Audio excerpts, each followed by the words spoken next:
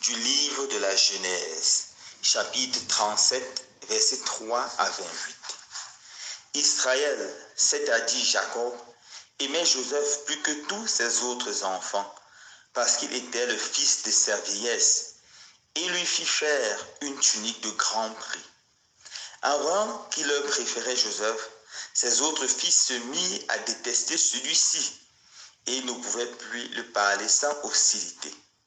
Les frères de Joseph étaient allés à Sichem faire paître le troupeau de leur père.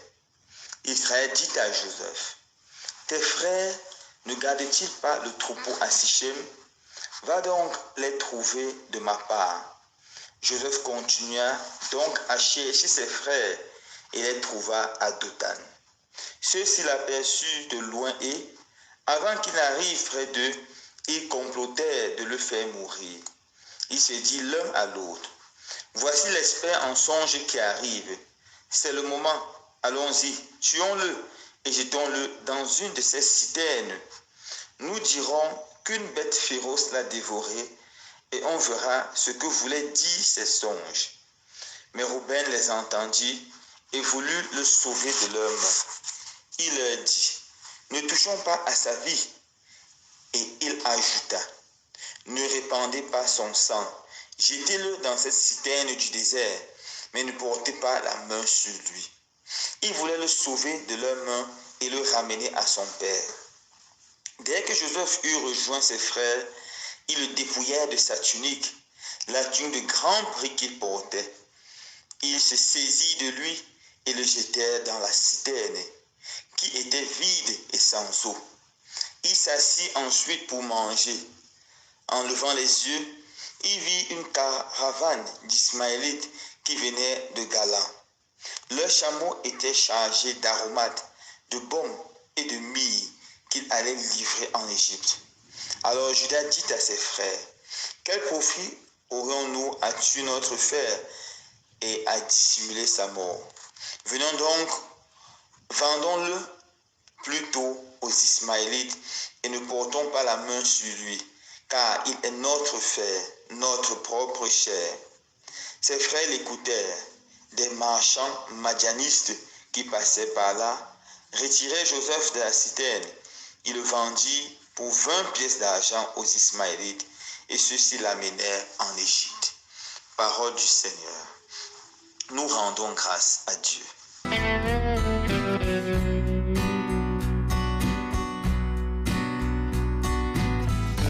Frères et sœurs bien-aimés, un jour, alors que j'étais encore séminariste, un vieux prêtre, petite expérience, me posa cette question.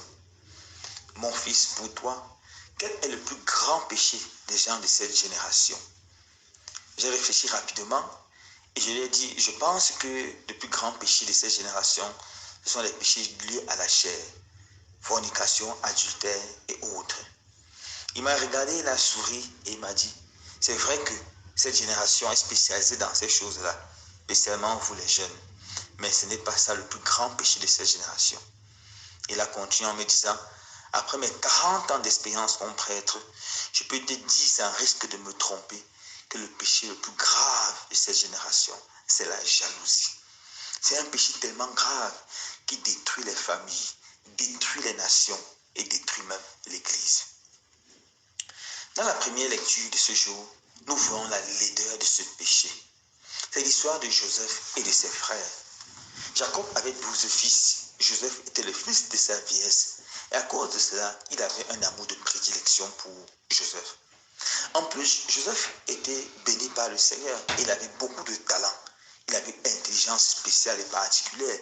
Il était même capable d'interpréter les rêves. Et à cause de tous ses talents et de l'amour spécial que son père avait pour lui, ses frères ont commencé à être jaloux. La jalousie se caractérisait premièrement par une hostilité contre Joseph. Il lui parlait mal, il répondait à ce pauvre avec beaucoup de mépris. Finalement, une occasion se présente à ses frères. Ils sont allés à Sichem pour faire paître le troupeau.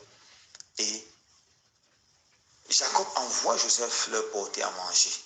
Lorsqu'ils voient Joseph venir avec la belle tunique que son père lui avait offerte, ils disent que voilà celui qui se prétend être mieux que nous.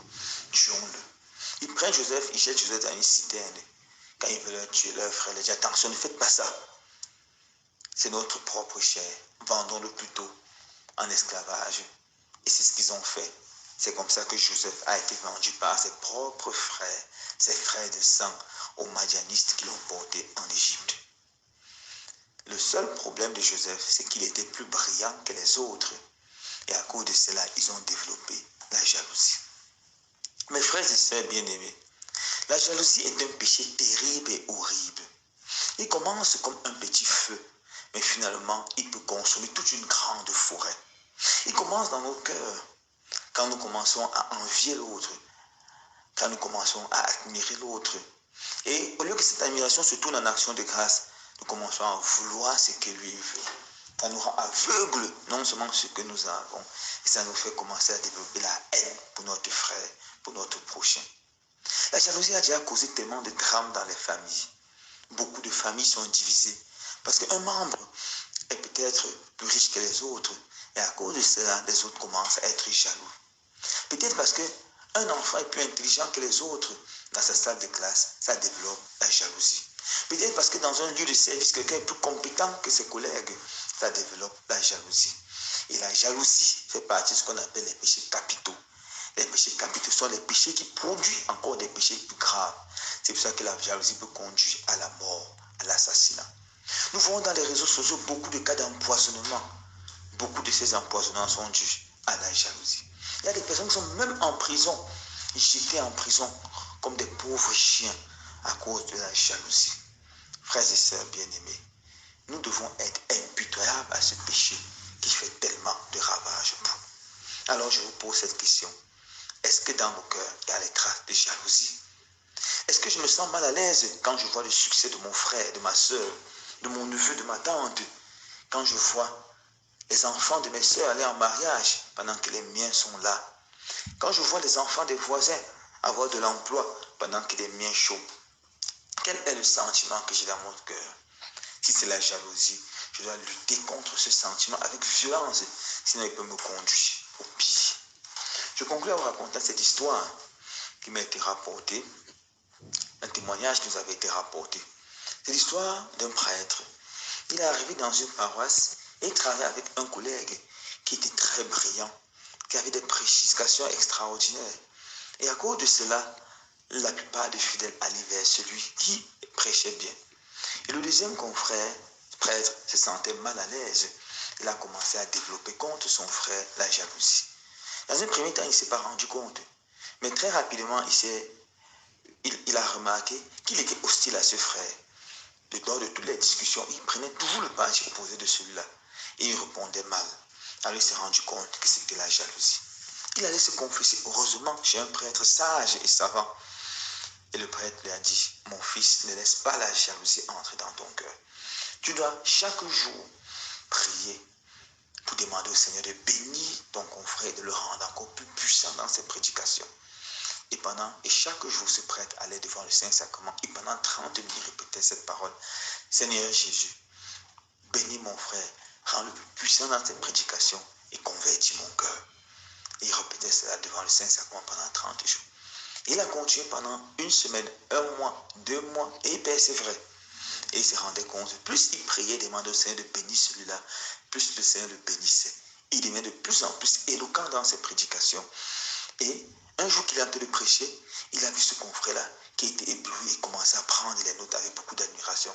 C'est là qu'il s'est rendu compte que le Seigneur l'avait béni et lui avait donné également le don de la prédication. Voilà la meilleure façon pour lutter contre la jalousie. Quand on sent que la jalousie vient dans notre cœur, mes frères et sœurs, faisons comme ce prêtre. Demandons au Seigneur de convertir notre cœur et prions le Seigneur de bénir davantage celui pour qui nous sommes, celui contre qui nous avons la jalousie. En faisant cela, le Seigneur va nous combler de grâce et de bénédiction. Que le Seigneur donne la grâce, frères et sœurs bien-aimés, en ce temps de carême, de détruire toute jalousie dans notre cœur et de vivre dans la paix, dans la joie et dans l'amour. Loué soit Jésus-Christ.